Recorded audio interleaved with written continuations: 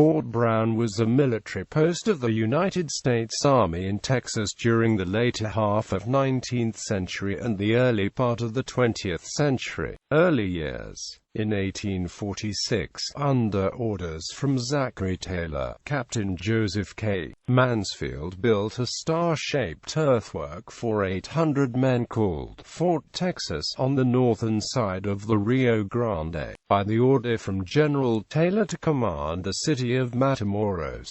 The next year, the fort played a role during the opening of the Mexican-American War. During the siege of Fort Texas, 2 Americans were killed, including Major Jacob Brown. In honor of the fallen Major, General Zachary Taylor renamed the post Fort Brown. In 1849, the city of Brownsville, Texas, was established not far from the fort's grounds. Cortina, Major Samuel P. Heintzelman, while in command at the fort, coordinated with John Salmon Ford in the Cortina troubles culminating in the Battle of Rio Grande City in 1859. Civil War. In 1861, Confederate Col. John Rip Ford occupied the fort until 1863, when they were finally driven out by Union forces under General Nathaniel P. Banks, who then camped in tents erected at the fort site. This ended in 1864 when Confederate forces under General J. S. Slaughter and Colonel Ford reoccupied the area. They would hold the post until the end of the war, when it was occupied again by Union forces under General Egbert Brown. Post-bellum. From 1867 to 1869, a permanent fort was constructed under the supervision of Captain William A. Wainwright, William C. Gorgas. In 1882, Dr. William Crawford Gorgas was assigned to the hospital at Fort Brown during the height of the yellow fever outbreak. Using Fort Brown as his base of operations, Gorgas studied the disease for several years until he was sent to Cuba during the Spanish-American War. Brownsville raid. On August 13 and 14, 1906, unknown persons raided Brownsville, indiscriminately shooting bystanders,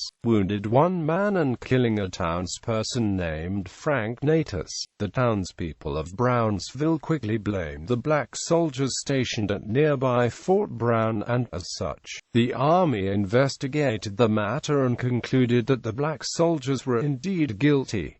William H. Taft, then President Theodore Roosevelt's Secretary of War and soon-to-be President himself, discharged all 168 black soldiers without honor. 60 years later, another investigation was held and the black soldiers had their honor restored. However, by then, only 2 of the original 168 men were still alive. Recent theories have come out regarding who shot up Brownsville. The History Channel's program History's Mysteries attributed it to Brownsvillians shooting up the town with rifles using the same caliber ammunition as the soldiers and then framing the soldiers' first airplane to be attacked by hostile fire.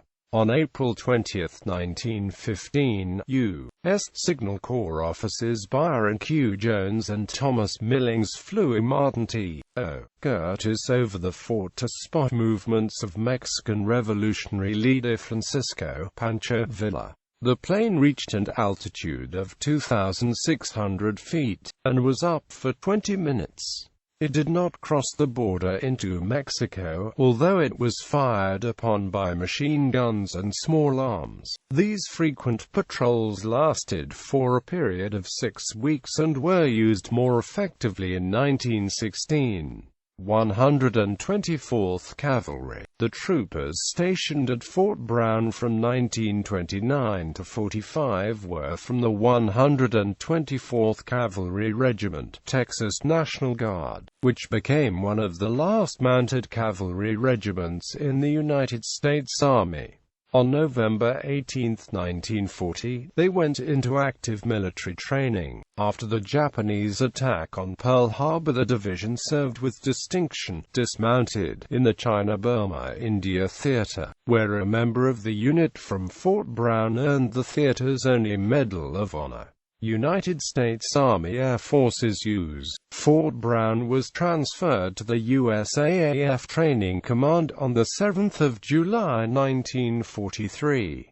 The USAAF Gulf Coast Training Center used the fort for flexible gunnery training until the fort was inactivated on 1 February 1946. Decommission. On 1 February 1946, Fort Brown was decommissioned, turned over to the Army Corps of Engineers on 25 April 1946.